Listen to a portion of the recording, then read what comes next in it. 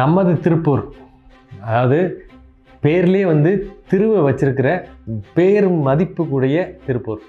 அது மாதிரி பேர் வச்சக்கூடிய சில ஊர் தான் திருவண்ணாமலை, திருப்பதி, திருப்பரங்குன்றம் அப்படி தான் இருக்குது. அதில் ஒரு முக்கியமான ஊர் தான் திருப்பூர். வந்தார வாழ வைக்கும் திருப்பூர்னு பேர் வாங்குச்சு. உழைப்புக்கு பேர் போன இடம், டாலர் சிட்டி, பணம் புழங்குற இடம், உழைப்புக்கு வந்து மரியாதை கொடுக்கக்கூடிய இடம் அப்படிலாம் பேர் வாங்கின ஊர். அதாவது நிற்காமல் வேலை செய்கிற இடம் அப்படிங்கிறது மாதிரிலாம் இருந்த பேர். எந்த லெவலில் உள்ள திருப்பூர் போனாலும் பொழைச்சிக்கலாம். அதாவது அடித்தட்டு மக்களாக இருந்தாலும் சரி, படித்த பெருமக்களாக இருந்தாலும் சரி, யார் போனாலும் திருப்பூர் நம்மளை வாழ வைக்கும் அப்படிங்கிற பேர் போன இந்த திருப்பூர் இன்றைய நிலை அப்படி பார்த்திங்கன்னா குடிகாரங்களோட கூடாரமாக இருக்குது.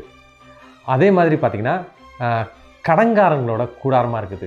நிறைய க்ரைம் நடக்கக்கூடிய இடமா இருக்குது. இதெல்லாமே பார்த்திங்கன்னா முக்கியமாக வந்து குடியை வச்சு தான் இருக்குது.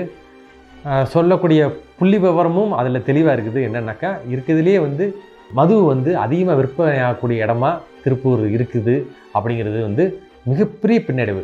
இது எப்படி பாதிக்கும்னு கேட்டிங்கன்னா, இந்த வேலை கொடுக்குறவங்களுக்கும் பாதிக்கும், வேலை வாங்குறவங்களுக்கும் பாதிக்கும். வேலை கொடுக்குறவங்களுக்கு வந்து பார்த்திங்கன்னா நம்பி வேலை கொடுத்தோம்னா 2 நாள் வரமாட்டான்.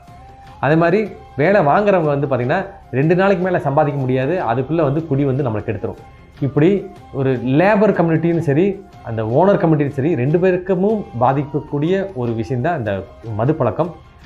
இதனால் வரக்கூடிய வேறு என்னென்ன பிரச்சனை இருக்குது, உளவியல் ரீதியாகவோ மற்ற உடல் ரீதியாகவோ என்னென்ன பிரச்சனை இருக்குது, எப்படி அணுகிறது, எப்படி வெளியே வர்றது அப்படிங்கிறதுக்கான ஒரு சின்ன ஒரு காணொளி ஒன்று தயாரிச்சிருக்கிறோம்.